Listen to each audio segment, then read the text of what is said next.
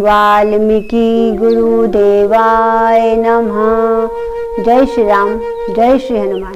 आइए श्री राम कथा में प्रवेश करते हैं। काकभूषणी महाराज कहते हैं, गुरु और शिष्य का तो वह नाता होता है जो आत्मा से परमात्मा का होता है। वीर बनो, बलवीर बनो, नित्य नियम से विद्या अभ्यास करो। पहले स्वयं पर विश्वास करो, फिर संसार का विश्वास बनोगे। गुरुदेव दोनों बालकों का उपनयन संस्कार करते हैं और फिर गायत्री मंत्र से दोनों की विद्या आरंभ करते हैं। ओम भूर्भुवस्वः तस्य वितुर्वरेण्यं भर्गो देवस्य धीमहि धियो यो नः प्रचोदयात्। इस तरह दोनों बालकों की विद्या आरंभ होती है। नित्य प्रतिदिन नृत्य कला, गायन कला, चित्रकला, शास्त्र, उपनिषद और धनुर्विद्या आदि सभी शिक्षाएं गुरुदेव प्रदान करते हैं। तब गुरुदेव रामायण महाकाव्य संगीतबद्ध करके दोनों बालकों को सुनाते हैं। श्री राम के जन्म से लेकर वन गमन और पुनः अयोध्या आगमन तक पूरी राम कथा दोनों बालकों को सुना देते हैं। बालक कहते हैं, गुरुदेव क्या यह कथा यहीं तक समाप्त हो गई? गुरुदेव कहते हैं, नहीं, आगे की कथा समय आने पर सुनाऊंगा। अब शीघ्र ही समय आने वाला है। अयोध्या में श्री राम प्रभु का जन्म उत्सव मनाया जा रहा है। गुरुदेव श्री राम प्रभु से कहते हैं, महाराज, आज आपके जन्म के उत्सव पर हम आपको आशीर्वाद देते हैं कि आपका सदा कल्याण हो और आपका जहाँ नाम लिया जाए वहाँ सदा धर्म की वृद्धि हो। आपके सत्कर्मों के द्वारा आपके पूर्वजों की कीर्ति तीनों लोकों में युगों युगों तक फैलाती रहे। तब आर्य सुमंत जी कहते हैं, महाराज, आज आपके जन्म के उपलक्ष्य पर मैं आपको प्रजा के मन की बात बताना चाहता हूँ। आप उसकी आज्ञा दीजिए।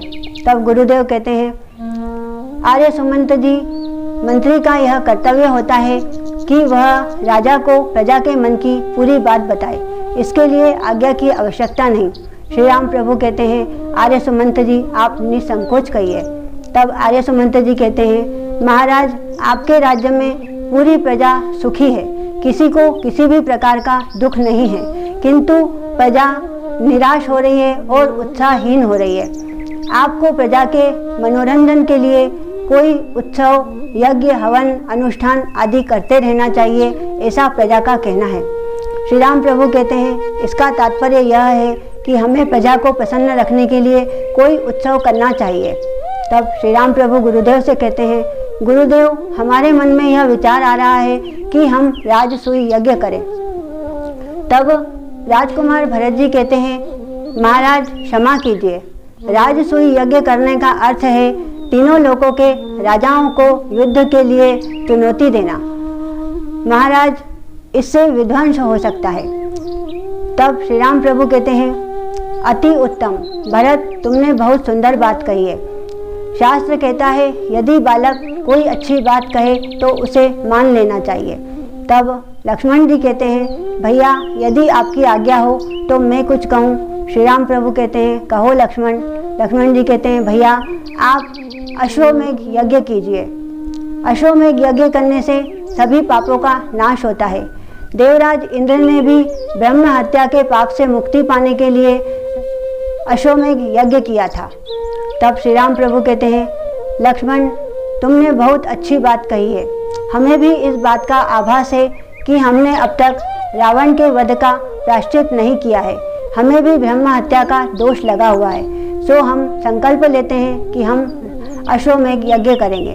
तब श्री राम प्रभु गुरुदेव से कहते हैं, गुरुदेव अश्वमेध यज्ञ करने का पूरा भार हम आपको सौंपते हैं। आप अपने सानिध्य में हमारा यज्ञ संपन्न करवाएं।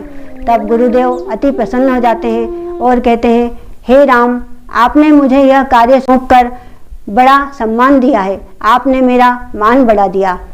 जब ब्रह्मदेव ने मुझसे कहा था कि तुम अयोध्या के राजपुरोहित बनो, तब मैंने उन्हें मना कर दिया था। ब्रह्मदेव ने मुझसे कहा था, गुरुदेव अयोध्या में इस वंश में स्वयं नारायण प्रकट होंगे, तब आपको उनके दर्शन होंगे। महाराज, आज मेरी तपस्या पूर्ण हो गई। आपने मुझे इतना बड़ा भार सौंपा, मैं धन्य हो गया। तब गुरुदेव की आज्ञा से अश्वमेध यज्ञ की तैयारियां आरंभ हो जाती है। यहाँ पर श्री राम कथा कहती है, स्वयं पूर्ण पुरुषोत्तम भगवान जो पाप और पुण्य से परे हैं, फिर भी मानवता की मर्यादा रखने के लिए, अपने पाप से मुक्ति पाने के लिए दान धर्म यज्ञ अनुष्ठान करते हैं। तो हम साधारण मानवों को भी अपने पाप से मुक्ति पाने के लिए सदा दान धर्म पुण्य आदि करते रहना चाहिए। बोलिए श्री रामचंद्र भगवान की जय, हनुमान जी महाराज की जय। जय श्री राम।